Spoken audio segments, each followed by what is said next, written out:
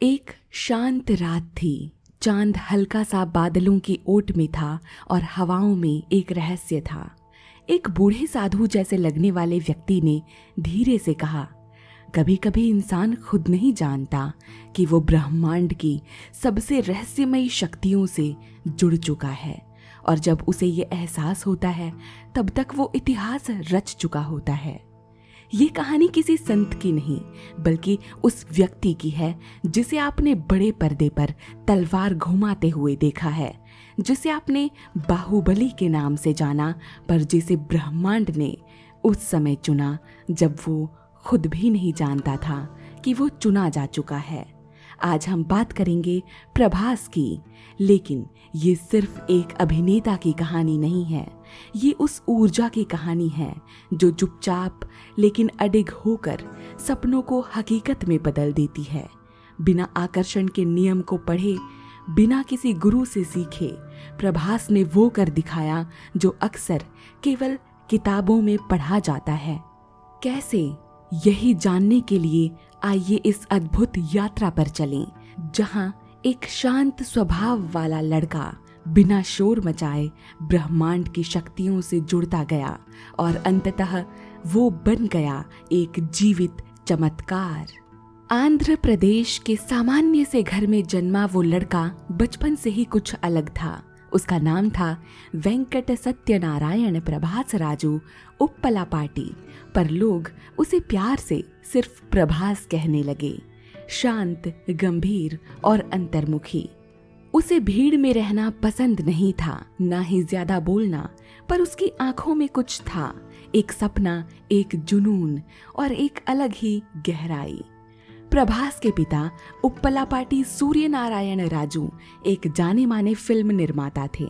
ऐसे में प्रभास के ऊपर शुरू से ही एक दबाव था, या तो वो पारिवारिक परंपरा को आगे बढ़ाए या फिर कुछ नया करके दिखाए। मगर प्रभास किसी भी दौड़ में नहीं था। वो धीरे धीरे चलना चाहता था, अपनी गति से, अपने विश्वास के साथ। स्कूल के दिनों में प्रभास का आत्मविश्वास कई बार डगमगाया। वो ना तो पढ़ाई में अव्वल थे, ना ही खेलों में चमकते थे। सहपाठी उनका मजाक उड़ाते, इतना शांत रहता है, कुछ करता ही नहीं। पर वो जानता था भीतर कुछ उबल रहा है। वो अपनी ऊर्जा को बचा रहा था एक सही समय के लिए। जब प्रभास ने फिल्मों में कदम रखा, तब कोई भी नहीं कह सकता था कि ये लड़का भविष्य में बाहुबली बनेगा।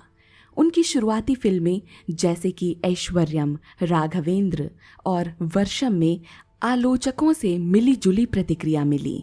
कुछ लोगों ने कहा, अभिनय में वजन नहीं है, आवाज में ठहराव नहीं है। ये वो समय था जब कई नए कलाकार स्टार बन रहे थे और प्रभास खुद को हाशिए पर पा रहे थे। मगर वो ना तो डरे ना ही भागे। उन्होंने वही किया जो ब्रह्मांड के सबसे गहरे नियम में लिखा है, जमे रहो। कभी कभी ब्रह्मांड एक साधारण व्यक्ति को असाधारण बनने के लिए चुन लेता है, मगर उसके पहले वो उसे कड़ी परीक्षाओं से गुजारता है। प्रभास के जीवन में यह परीक्षा आई 2013 के आसपास, जब एक अनोखी फिल्म की तैयारी शुरू हुई, बाहुबली।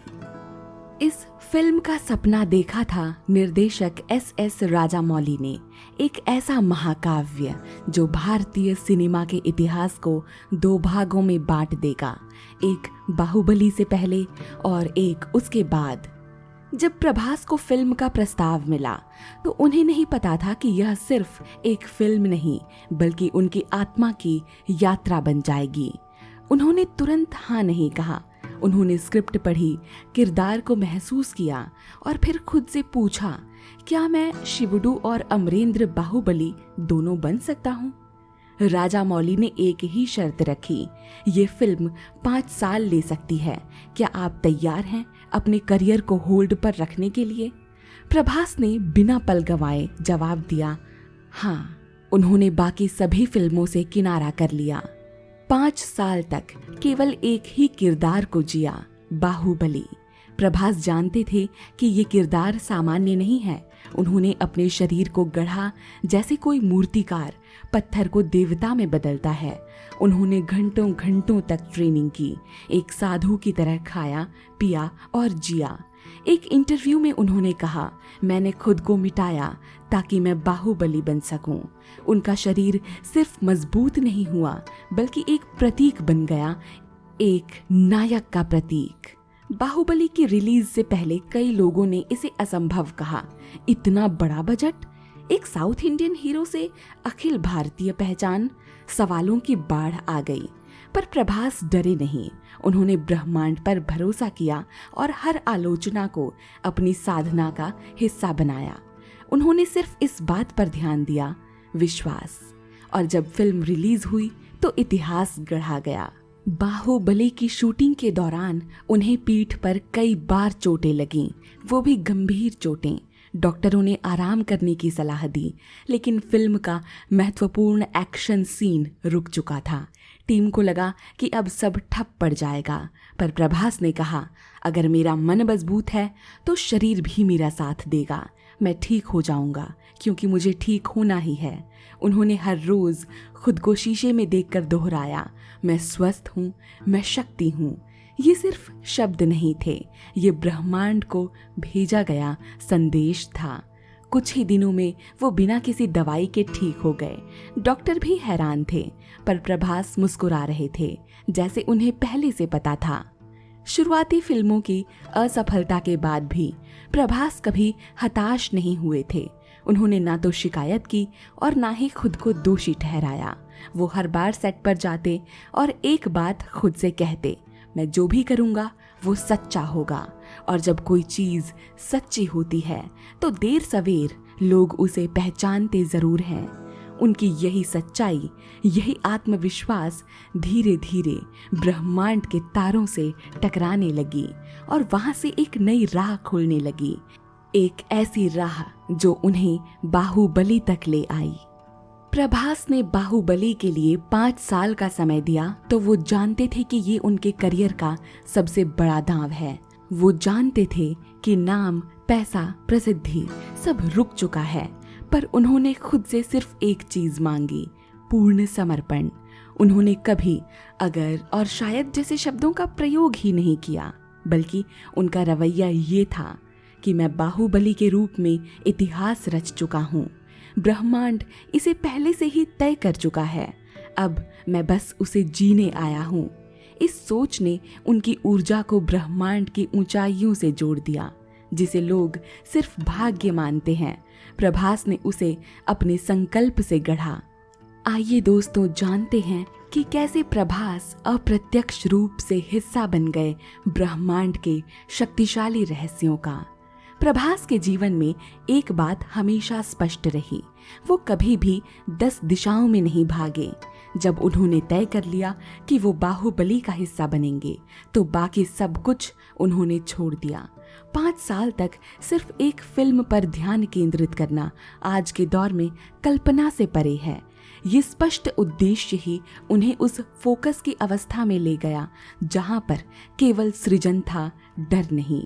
वो जानते थे कि यदि ध्यान बटा तो ऊर्जा भी बट जाएगी। यही आकर्षण का पहला नियम है, जो तुम स्पष्ट रूप से देख सकते हो वही साकार होता है। आज के समय में जहां हर एक कलाकार एक के बाद एक फिल्में साइन करता है, प्रभास ने 5 साल तक केवल एक किरदार को जीने का निर्णय लिया।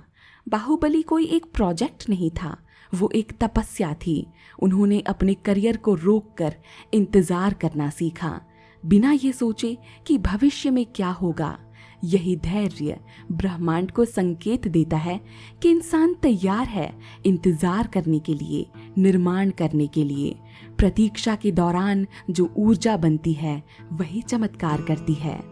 प्रभास ने केवल बाहुबली को निभाया नहीं, उन्होंने उसे जिया। जब वो खुद से कहते थे मैं बाहुबली हूँ, तो उनका हर कण उस भावना से भर जाता था। आकर्षण का नियम यही कहता है, तुम जो महसूस करते हो वही सच्चाई बन जाती है। प्रभास ने भावना, कल्पना और क्रिया तीनों को एक ही दिशा में प्रवाहित किया। उन्होंने सिर्फ दृश्य नहीं सोचे, उन्होंने उन्हें भीतर से अनुभव किया और ब्रह्मांड ने वही लौटाया। प्रभास हमेशा अपने इंटरव्यू में एक बात दोहराते हैं, मैं आभारी हूँ। ये शब्द साधारण लग सकते हैं पर इनकी वाइब्रेशन बहुत हाई होती है। ब्रह्मांड को सबसे ज्यादा वही संदेश प्रभावित करते हैं जो आभार यानी कृतज्ञता से आते हैं। जब कोई इंसान बिना किसी शिकायत के हर परिस्थिति को स्वीकार कर धन्यवाद कहता है तो ब्रह्मांड उसकी ऊर्जा में सहयोग करना शुरू कर देता है। प्रभास ने अपने हर डायरेक्टर, टीम, फैंस और ऊपर वाले का आभार व्यक्त किया और शायद यही वजह थी कि ब्रह्मांड ने उन्हें कुछ भी अधूरा नहीं दिया। जब शोर के बीच भी कोई शांत रहता है तब बाहुबली रिलीज हुई और बॉक्स ऑफिस पर इतिहास रच गया तो पूरा देश ही नहीं दुनिया प्रभास के नाम से गूंज गई। Media, interview, offers, brand endorsements सब कुछ एक साथ उमड़ पड़ा। मगर प्रभास ने क्या किया? इसके बाद प्रभास ने कुछ इंटरव्यू दिए, कुछ प्रमोशंस किए, मगर फिर से वही मौन, वही गहराई।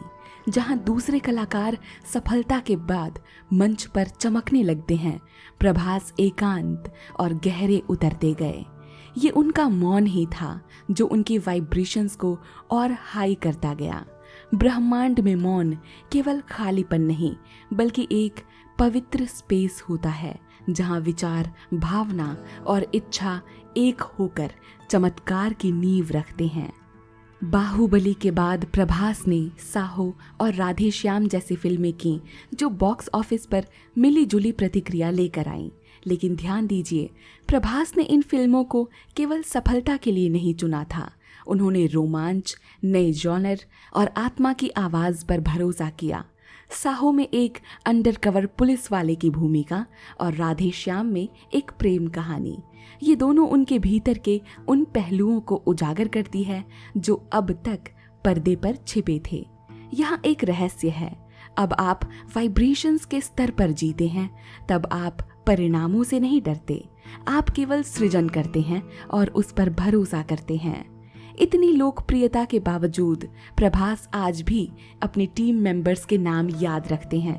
हर शूटिंग सेट पर स्टाफ से हाथ मिलाते हैं और कभी कभी तो खाना भी साथ बैठकर खाते हैं। उनके सहयोगी बताते हैं कि प्रभास अब भी वो इंसान है जो अपने हेयर ड्रेसर के लिए जन्मदिन पर सरप्राइज प्लान करते हैं। ये क्या दर्शाता है? विनम्रता वो शक्ति है जो ऊर्जा को नीचे नहीं गिरने देती।